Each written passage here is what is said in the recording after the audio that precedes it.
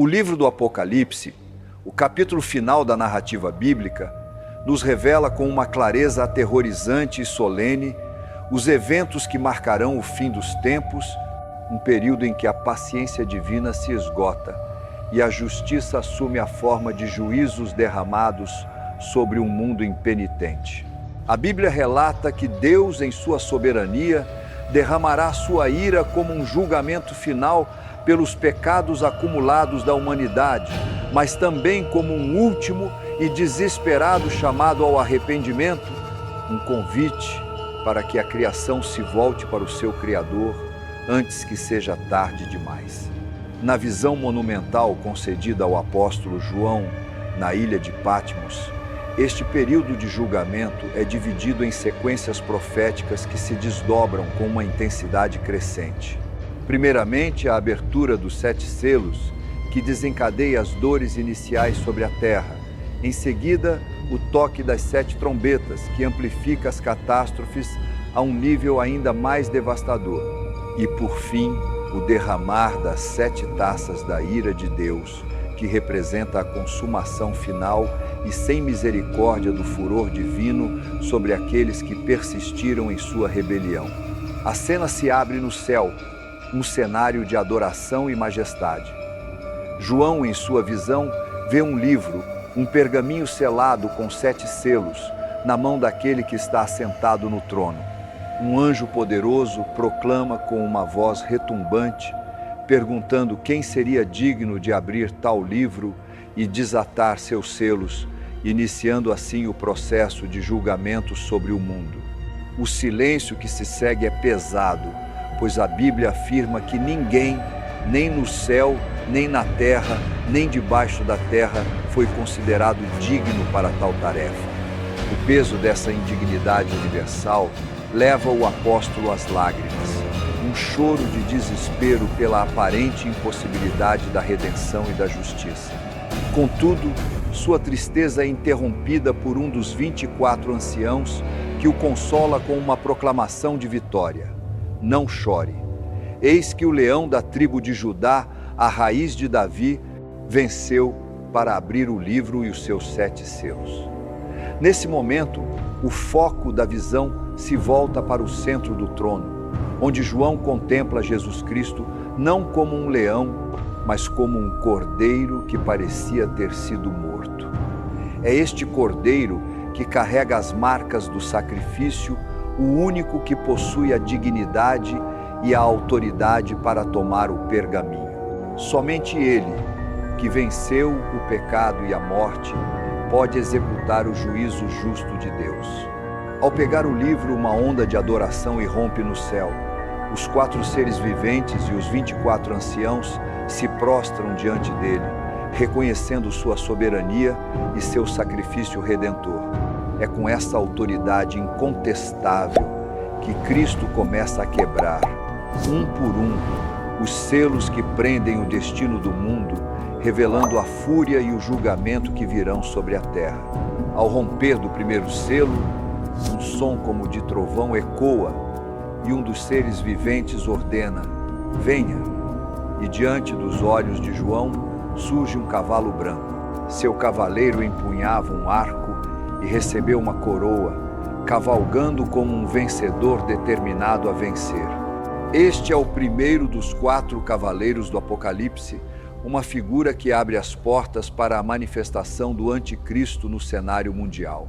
A cor branca do cavalo e a coroa que lhe é dada simbolizam um poder e uma autoridade que serão percebidos pelo mundo como legítimos e benéficos.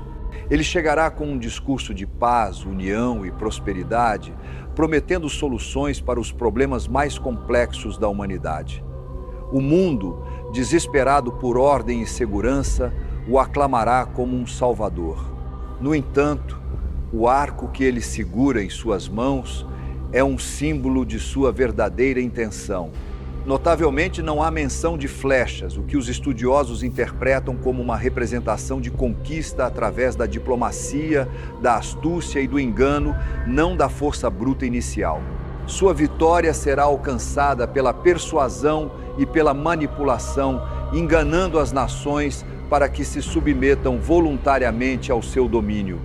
Ele proporá um tratado de paz mundial, um acordo que parecerá inaugurar uma era de estabilidade, mas que na verdade será o mecanismo para estabelecer seu controle totalitário. Durante os primeiros 3 anos e meio de seu governo, o mundo viverá uma falsa paz, uma calmaria sinistra antes da tempestade, enquanto ele consolida seu poder e estabelece sua autoridade sobre todos os povos. Com a quebra do segundo selo, a ilusão de paz é brutalmente desfeita. Outro cavalo emerge, desta vez de uma cor vermelha vibrante, a cor do sangue e da violência. Seu cavaleiro recebe uma incumbência terrível, a de tirar a paz da terra e fazer com que os homens se matem uns aos outros. Para essa missão, ele recebe uma grande espada, um símbolo inequívoco de guerra, conflito e carnificina em larga escala. Este segundo selo marca a chegada de um espírito de guerra que inflamará os corações dos homens, resultando nas batalhas mais sangrentas e generalizadas da história. Acordos de paz serão quebrados, alianças se dissolverão em traição e a violência explodirá em todas as partes do globo. Nações se levantarão contra nações e reinos contra reinos. A espada representa o castigo divino, fazendo com que aqueles que adoram a besta e seguem o anticristo experimentem a anarquia e a destruição que eles mesmos semearam ao rejeitar o príncipe da paz. Durante este período, uma porção significativa da população mundial perecerá, vítima de conflitos que não pouparão ninguém, transformando a terra em um vasto campo de batalha. Quando o Cordeiro abre o terceiro selo, um cavalo preto surge na visão de João. Seu cavaleiro segura na mão uma balança. Na cultura judaica, a cor preta é associada ao luto, à aflição e à fome. E é exatamente isso que este cavaleiro trará ao mundo. A balança, segundo os estudiosos, representa uma crise econômica severa e a escassez de alimentos, simbolizando o racionamento e os preços exorbitantes que se seguirão. Uma voz vinda do meio dos 4 seres viventes decreta os preços da sobrevivência. 1 quilo de trigo por 1 denário e 3 quilos de cevada por 1 denário. 1 denário era o salário de um dia inteiro de trabalho para um homem comum. Isso significa que as pessoas terão que trabalhar arduamente durante todo o dia apenas para garantir comida suficiente para si mesmas, sem sobrar nada para suas famílias ou outras necessidades. A vida se tornará uma luta diária pela subsistência, onde toda a renda será gasta para obter uma porção mínima de sustento. A voz também adverte: e não danifique o azeite e o vinho. Esta parte da profecia sugere que, enquanto os alimentos básicos serão drasticamente escassos e caros, os artigos de luxo, simbolizados pelo azeite e pelo vinho, ainda estarão disponíveis para os ricos, acentuando a vasta desigualdade social e o desespero dos pobres. A fome e a crise econômica varrerão o planeta, consequências diretas da guerra e da instabilidade trazidas pelo cavaleiro anterior. O sexto selo, quando aberto por Jesus, desencadeia uma catástrofe de proporções cósmicas que abala não apenas a Terra, mas todo o sistema solar. João relata: houve um grande terremoto, não um tremor localizado, mas um abalo global que reconfigura a própria geografia do planeta. O sol ficou escuro como um tecido de crina negra, e a lua inteira tornou-se vermelha como sangue. As estrelas do céu caíram sobre a terra, como figos verdes que caem de uma figueira quando sacudida por um vento forte. O céu se recolheu como um pergaminho que se enrola, e todas as montanhas e ilhas foram removidas de seus lugares. A magnitude desse evento é tão avassaladora que provoca uma reação de terror absoluto em toda a humanidade, sem distinção de classe ou poder. Reis, príncipes, generais, ricos, poderosos, escravos e livres, Todos correm para se esconder em cavernas e entre as rochas das montanhas. Em seu desespero, eles gritam para as montanhas e rochas: caiam sobre nós e escondei-nos da face daquele que está sentado no trono e da ira do Cordeiro. Pois chegou o grande dia da ira deles, e quem poderá suportar? Pela primeira vez, a humanidade ímpia reconhece a fonte de sua aflição, a ira de Deus e do Cordeiro. Eles sabem que não é um desastre natural aleatório, mas um ato deliberado de julgamento divino.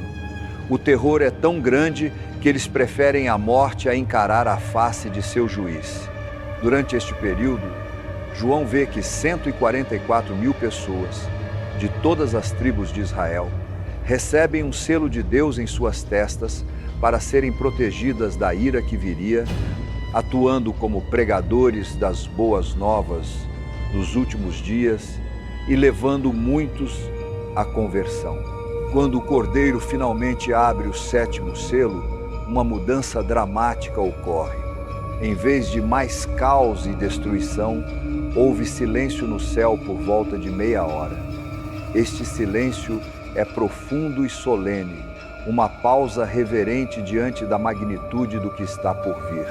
É como se todo o céu prendesse a respiração em antecipação aos juízos ainda mais terríveis que se seguiriam.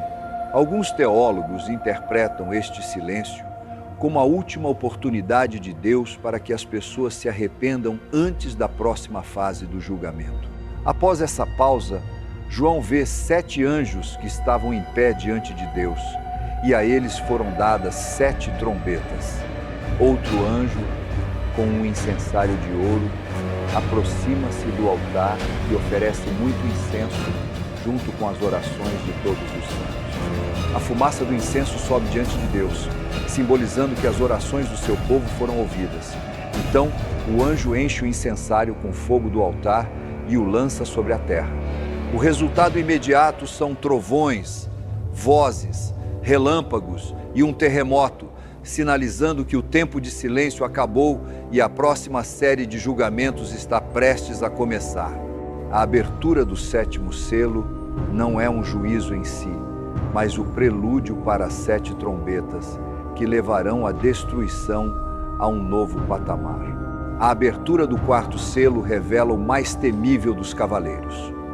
Um cavalo de cor amarela ou pálida, a cor da doença e da morte, aparece. Seu cavaleiro tem um nome: Morte. E o Hades, o reino dos mortos, o seguia de perto, pronto para receber as almas das vítimas. A este cavaleiro foi dado poder sobre 1/4 da terra, com a autoridade para matar por 4 meios: pela espada, ou seja, a continuação das guerras; pela fome, a consequência da crise econômica; por pragas, doenças que se espalharão rapidamente em um mundo enfraquecido; e pelos animais selvagens da terra, que, devido ao colapso do ecossistema e à falta de comida, se voltarão contra os seres humanos. A abertura deste selo permitirá que o espírito da morte ceife a vida de 1/4 de toda a população mundial, um número de vítimas de uma magnitude inimaginável. Grande parte dessas pessoas, infelizmente, será levada para o inferno, morrendo em seus pecados, sem arrependimento. Este evento representa a convergência de todos os juízos anteriores, um clímax de destruição onde a guerra, a fome e as doenças trabalham em conjunto para dizimar a humanidade.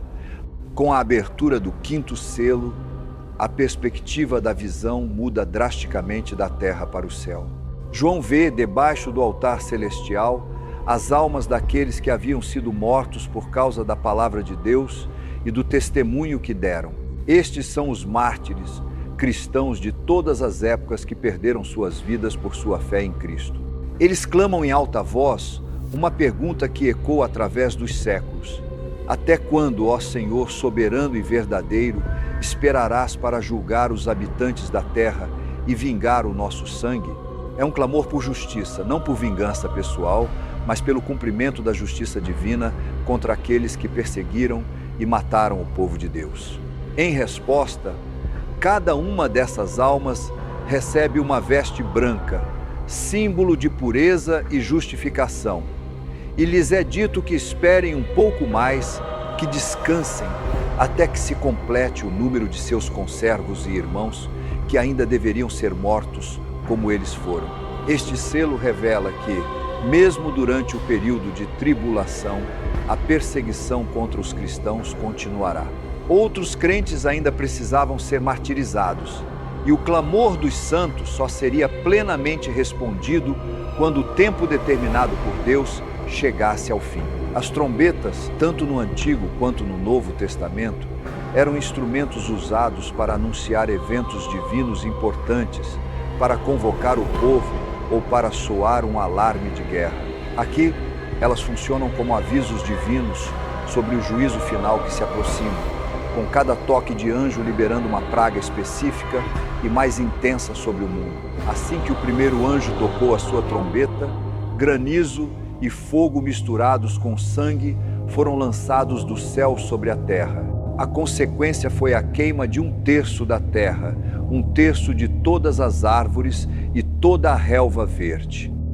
Este julgamento ecológico devastador afeta diretamente a base da cadeia alimentar, causando a morte de milhares de pessoas e animais, seja pelo impacto direto da chuva de fogo ou pela fome que se seguirá à destruição das plantações e pastagens. É uma praga que lembra as pragas do Egito, mostrando o poder de Deus sobre a criação e servindo como um castigo pelo pecado dos ímpios e um aviso de que perseguir a Igreja de Cristo não ficará sem consequências. O segundo anjo toca a sua trombeta, e algo como uma grande montanha em chamas, provavelmente um meteoro ou asteroide, é lançado ao mar. O impacto é cataclísmico. 1/3 do mar se transforma em sangue, 1/3 de todas as criaturas vivas no mar morre e 1/3 de todas as embarcações é destruído. Este evento causa um desastre natural e econômico de proporções globais. Tsunamis gigantescos provavelmente varreriam centenas de cidades costeiras e a destruição de 1/3 da frota marítima mundial paralisaria o comércio e o transporte, aprofundando a crise econômica e a fome já existentes. A morte de 1/3 da vida marinha representaria um colapso ecológico nos oceanos, afetando o clima e a disponibilidade de alimentos para milhões de pessoas. Este juízo demonstra a grandeza da ira do Senhor contra aqueles que não o seguem, mostrando que nem mesmo os vastos oceanos estão a salvo de seu poder. Ao toque da terceira trombeta, outro corpo celeste, uma grande estrela chamada Absinto, cai do céu. Desta vez, o alvo são as fontes de água doce. A estrela cai sobre 1/3 dos rios e das fontes de águas, e elas se tornam amargas e venenosas. Muitas pessoas morrem por beberem dessa água contaminada. O nome absinto, wormwood, em inglês, refere-se a uma planta extremamente amarga, simbolizando a amargura e a morte que esta praga trará. O acesso à água potável, já um problema em muitas partes do mundo, se tornará uma crise mortal. A contaminação de 1/3 das fontes de água doce do planeta levaria à sede, doenças e mais mortes, aumentando o desespero da população. Diante de tais catástrofes, seria de se esperar que as pessoas se voltassem para Deus em arrependimento, mas a profecia indica o contrário. Muitos se revoltarão contra Deus, culpando-o por seu sofrimento e endurecendo ainda mais seus corações. Isso revela a dificuldade de se arrepender durante a grande tribulação. Embora a oportunidade de salvação ainda exista, a maioria escolherá se rebelar contra o Criador. O quarto anjo toca a sua trombeta, e o juízo se eleva da terra e do mar para os próprios céus. 1/3 do sol, 1/3 da lua e 1/3 das estrelas são atingidos, de modo que perdem 1/3 de seu brilho. Como resultado, 1/3 do dia fica na escuridão, e o mesmo acontece com a noite. Além do efeito psicológico de um mundo perpetuamente sombrio, as consequências físicas seriam drásticas. A redução da luz solar faria a temperatura média do planeta cair, afetando os padrões climáticos e destruindo as plantações e lavouras que sobreviveram aos juízos anteriores. A fome, que já era severa, se tornaria ainda mais mortal, matando pessoas em todos os lugares. Com este ato, Deus prova mais uma vez que Ele tem poder sobre toda a criação, desde o menor grão de areia até as maiores estrelas, e que somente aqueles que se rendem a Ele serão salvos de seu juízo. Antes do toque da quinta trombeta, João vê um anjo voando pelo meio do céu, gritando em alta voz: "Ai, ai, ai dos que habitam na terra", por causa do toque das trombetas que está prestes a ser dado pelos 3 outros anjos. Este é um aviso solene de que os 3 juízos restantes, conhecidos como os 3 ais, serão incomparavelmente piores do que os 4 primeiros. E quando o 5º anjo toca sua trombeta, João vê uma estrela que havia caído do céu na terra. A esta estrela é dada a chave do poço do abismo. Esta estrela é interpretada como Satanás, cuja queda do céu Jesus mencionou. Com a permissão de Deus, ele abre o abismo e dele sai uma fumaça densa que escurece o sol e o ar. E da fumaça saem gafanhotos demoníacos sobre a terra. Estes não são gafanhotos comuns. Eles têm a aparência de cavalos preparados para a batalha, com rostos humanos, cabelos de mulher e dentes de leão. Eles recebem a ordem de não danificar a vegetação, mas de atacar apenas os homens que não têm o selo de Deus em suas testas. Eles não têm poder para matar, mas para atormentar essas pessoas por 5 meses com uma dor semelhante à picada de um escorpião. O tormento será tão excruciante que os homens buscarão a morte para aliviar seu sofrimento, mas não a encontrarão, pois nem mesmo a morte poderá livrá-los desse tormento. Após o término do primeiro ai, a 6ª trombeta soa. Uma voz do altar de ouro diante de Deus ordena ao 6º anjo que solte os 4 anjos caídos que estão presos junto ao grande rio Eufrates.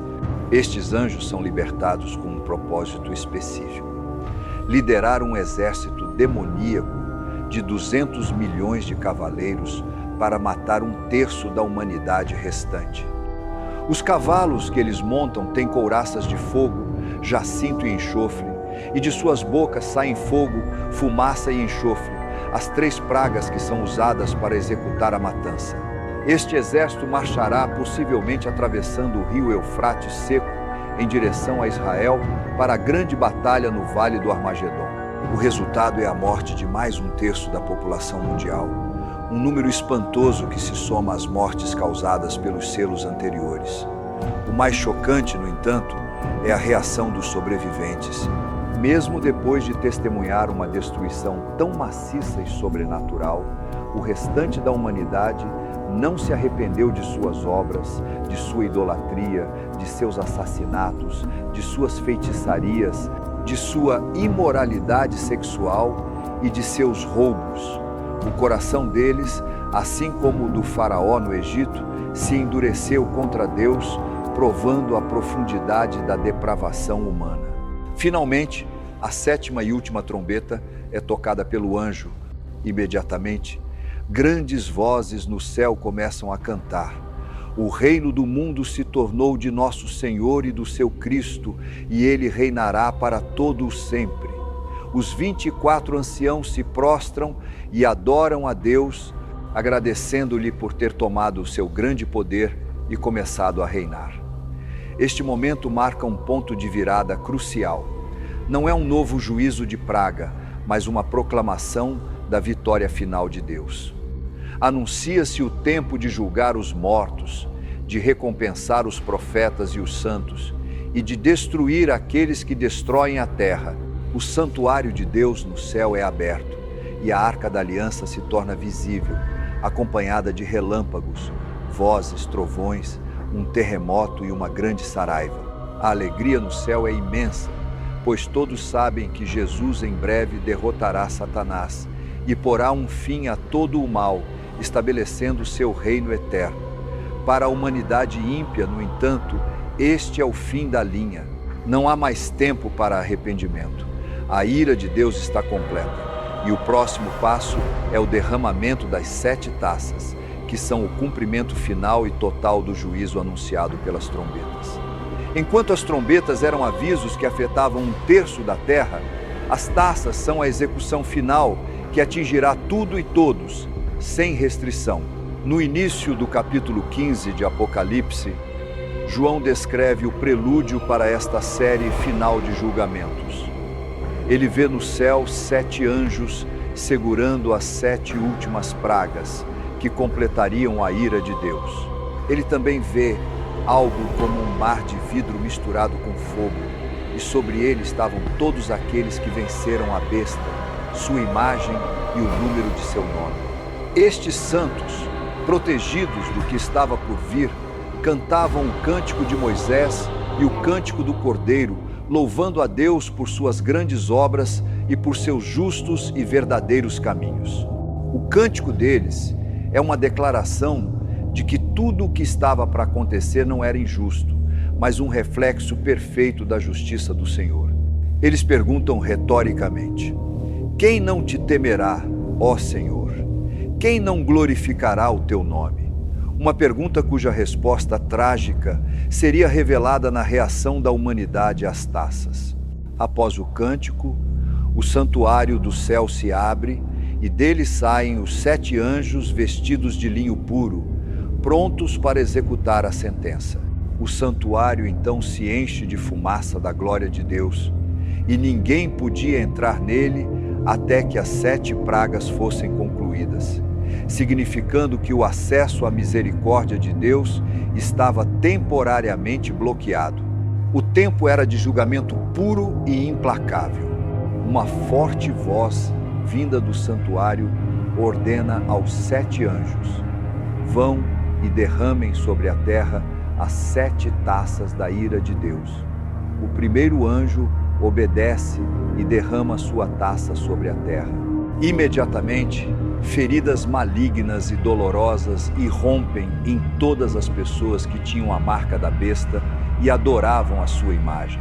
Este é um tormento físico direto e pessoal, uma aflição terrível e incurável que atinge os seguidores do anticristo em seus próprios corpos, mostrando a dor da existência de um homem sem Deus. O segundo anjo derrama sua taça no mar, e este se transforma por completo em sangue, como o de um homem morto. A consequência é absoluta: toda criatura que vivia no mar morreu. Onde a segunda trombeta afetou 1/3 do mar, esta taça traz a morte total aos oceanos, transformando-os em uma vasta necrópole aquática, um testemunho chocante da grandeza do juízo de Deus sobre a natureza. O terceiro anjo derrama sua taça nos rios e nas fontes de águas, e eles também se transformam em sangue. Neste momento, João ouve o anjo das águas declarar a justiça de Deus. Tu és justo, porque julgaste essas coisas, pois eles derramaram sangue dos teus santos e dos seus profetas, e tu lhes deste sangue para beber, como eles merecem. O próprio altar responde em concordância: sim, Senhor Deus Todo-Poderoso, verdadeiros e justos são os teus juízos. Este é o cumprimento da justiça clamada pelos mártires no 5º selo. Os ímpios agora são forçados a beber o sangue que tão cruelmente derramaram. O quarto anjo derrama sua taça sobre o sol, e foi dado poder ao sol para queimar os homens com fogo. Um calor intenso e insuportável assola a terra, queimando as pessoas vivas. A reação da humanidade é reveladora. Em vez de se arrependerem e glorificarem a Deus, que tinha domínio sobre estas pragas, eles amaldiçoaram o seu nome, recusando-se a se arrepender. Aqui está a resposta à pergunta do Cântico dos Santos. O homem, em sua perversidade e cegueira, mesmo diante do castigo mais evidente, escolherá blasfemar contra Deus em vez de se humilhar. O 5º anjo derrama sua taça sobre o trono da besta, o centro do governo mundial do anticristo. O reino da besta fica mergulhado em trevas totais. A humanidade que o adorava como um Deus entra em colapso. De tanta agonia, os homens mordiam a própria língua de dor e blasfemavam contra o Deus do céu por causa de suas dores e feridas. Mas, mais uma vez, recusaram-se a se arrepender de suas obras malignas. O ataque direto à sede de poder da besta humilha o líder que eles tanto admiravam. Mas nem isso é suficiente para quebrar sua rebelião. O sexto anjo derrama sua taça sobre o grande rio Eufrates e suas águas secam completamente. Isso prepara o caminho para os reis que vêm do Oriente se juntarem à batalha final. João então vê 3 espíritos imundos, semelhantes a rãs, saindo da boca do dragão, da besta, o anticristo e do falso profeta. Estes são espíritos de demônios que realizam sinais milagrosos para enganar e reunir todos os reis do mundo para a batalha do grande dia do Deus Todo-Poderoso. Eles os reúnem no lugar que em hebraico é chamado Armagedon, na região de Israel, para o confronto final que visa destruir o povo judeu e impedir a volta de Cristo. Este é o clímax da grande tribulação, o momento em que Cristo aparecerá como um ladrão para livrar seu povo e destruir o anticristo com o sopro de sua boca. Finalmente, o 7º anjo derrama sua taça no ar, e do santuário do próprio trono sai uma forte voz que declara: está feito, a ira de Deus está consumada. O mundo é então abalado por relâmpagos, vozes, trovões e o mais forte terremoto que já ocorreu desde que o homem existe sobre a terra. A grande cidade, Babilônia, o império do anticristo, é dividida em 3 partes, e as cidades das nações se desmoronam. Todas as ilhas fogem e as montanhas desaparecem. Para culminar o terror, enormes pedras de granizo, pesando cerca de 35 quilos cada, caem do céu sobre os homens. E mesmo em meio a este apocalipse final, a última reação registrada da humanidade ímpia é blasfemar contra Deus por causa da praga do granizo, pois ela era terrível. Assim, o julgamento se completa, o império do mal é destruído e o cenário está pronto para o retorno glorioso de Jesus Cristo.